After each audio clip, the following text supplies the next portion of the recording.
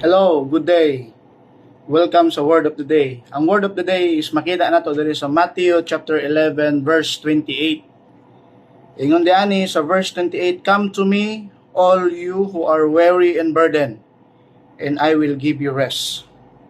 So, kini nga verse ang gaingon ani wala lain kundi si Jesus Christ. Ingon siya, "Duol kamo kanakong nabugatan ug nabudlayan kay tigaan ko kamo kapahulayan."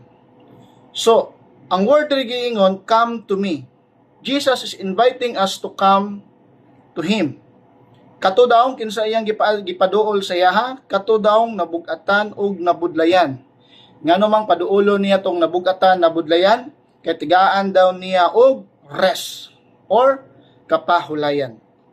So, Jesus is inviting you nga kung ikaw naka sa estado karon sa imong kinabuhi nga you are carrying burdens or naa ka karon sa weariness sa imong kinabuhi, naa ka sa kabugaton, naa ka sa kabudlayon, naa ka sa problema, naa ka sa mga kalisdanan, o maybe naa ka karon sa usa ka kinabuhi nga walay kalinaw. Ingon si Jesus, come to me, duol ka nako kay tigaan ko ikaw o tigaan ko kamo og kapahulayan. Ingon siya, I will give you rest. Dili na siya rest nga RIP, no, rest and peace, but ang pasabot diri nga I will give you rest is the rest for your souls. Nga naman, burdens and weariness nga na-experience sa isa ka tawo, it speak about emotional or kanang ginaingon nila emotional problem or emotional damage. Like kanang kagulanan, like kasakitan, or nagalinlain pang matang sa emotional problem nga ma-experience sa isa ka tawo, ug walay laing makahatag na og rest sa emotion kundi si Jesus Christ lang.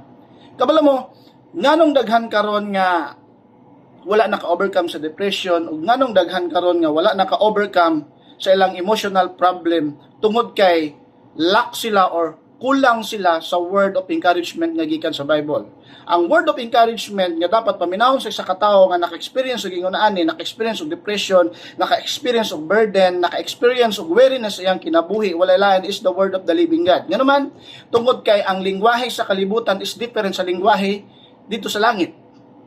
Ang lingwahe sa kalibutan puro mga hopeless word ang imong madunggan, puro mga negative words ang imong madunggan diri sa kalibutan, kasagaran left and right sa imong dalunggan, madunggan nimo sa kalibutan puro negative. Dili ka makadungog word of encouragement. Mao kanang daghan karon mga ka-FB friends nga nag-suicide, kanang ginatawag og spirit of suicidal tungod kay